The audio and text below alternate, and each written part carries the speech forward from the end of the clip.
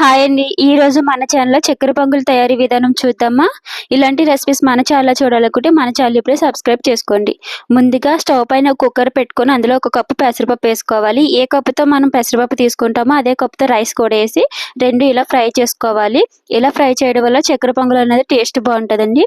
ఇప్పుడు stove off చేసుకొని ఈ 2 మనం బాగా ఒక 2 టైమ్స్ ఇట్లా వాటర్ పోసి బాగా క్లీన్ చేసుకోవాలి.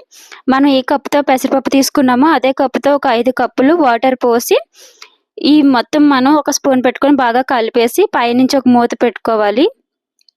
మనం ఇలా కుక్కర్ మూత పెట్టేసి విజిల్ కూడా పెట్టి ఒక 4 విజిల్స్ వచ్చే వరకు మనం ఇది కుక్ చేసుకోవాలి.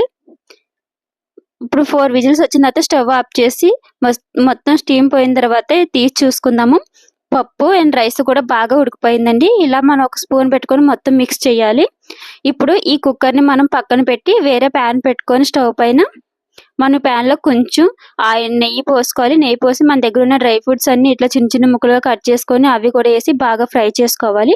మనకి ఇలా ఫ్రై అయిన తర్వాత ఈ డ్రై ఫ్రూట్స్ అన్ని తీసి పక్కకు పెట్టుకోవాలి. ఇదే ప్యాన్లో ఇప్పుడు ఏ కప్పుతో అయితే మనం పెసరపప్పు తీసుకున్నామో అదే కప్పుతో ఒక 2 కప్పులు బెల్లం తురుము వేసుకోవాలి. మీకు స్వీట్ ఎక్కువ కావాలనుకుంటే ఇంకో హాఫ్ కప్ వేసుకోండి. కొంచెం వాటర్ పోసి ఈ బెల్లం మొత్తం మనం కరిగించుకోవాలి. ఈ కరిగిన బెల్లం వాటర్ని ఇప్పుడు మనం ఈ పప్పులోని వడబోసుకొని ఇది మొత్తం మనం బాగా మిక్స్ చేసుకోవాలి. ఈ బెల్లం అనేది మనకి రైస్కి బాగా పట్టేలా ఇలా స్పూన్తో బాగా మిక్స్ చేసుకోవాలి. ఇలా మిక్స్ చేసుకున్న తర్వాత స్టవ్ మాత్రం సిమ్లోనే పెట్టుకోండి. తర్వాత ఇందులో మనం ఒక స్పూన్ ఇలాచీ పౌడర్ వేసుకోవాలి. కొంచెం సాల్ట్ కూడా వేసుకోండి. చిటికెడంత సాల్ట్ కూడా వేసుకోవడం వల్ల మనకి స్వీట్ అనేది టేస్ట్ బాగుంటుంది. లాస్ట్లో మనం ఫ్రై చేసి పెట్టుకున్న డ్రై ఫ్రూట్స్ కూడా వేసి ఇందులోని మనకు కావాలంటే ఇంకొంచెం నెయ్యి కూడా వేసుకోవచ్చండి.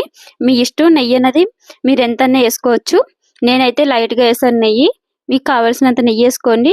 ఇలా నెయ్యి ఫ్లేవర్ మొత్తం రైస్కి పట్టాక స్టవ్ ఆఫ్ చేసుకొని మనం బౌల్లోకి తీసుకోవడమే.